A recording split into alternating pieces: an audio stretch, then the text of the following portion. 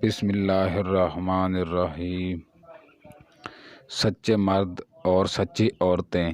ایک صحابی نے پوچھا، یا رسول اللہ، کیا مسلمان بدکاری کر سکتا ہے، زنا کر سکتا ہے؟ آپ نے فرمایا، ہو سکتا ہے، انسان ہے، ہو جاتا ہے۔ عرض کیا، یا رسول اللہ، کیا مسلمان بخیل ہو سکتا ہے؟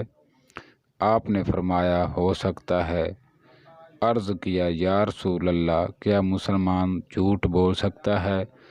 آپ نے فرمایا، ہرگز نہیں، مسلمان جھوٹ کبھی نہیں بول سکتا، مرد ہے یا عورت، جھوٹ نہیں بول سکتے۔ اب مردوں اور عورتوں میں جھوٹ بولنا کتنا عام ہو گیا ہے۔ آپ صلی اللہ علیہ وسلم نے فرمایا، جو جھوٹ بولنا چھوڑ دے، میں اسے جنت کے درمیان میں گھر لے کر دوں گا۔ مجھ سے اس بات کی ضمانت لے لو، جو جھوٹ بولنا چھوڑ دے، میں اسے جنت کے درمیان میں گھر لے کر دوں گا، اور جو اپنے اخلاق اچھے کر لے، میری ضمانت لے لو، میں اسے جنت الفردوس میں گھر لے کر دوں گا۔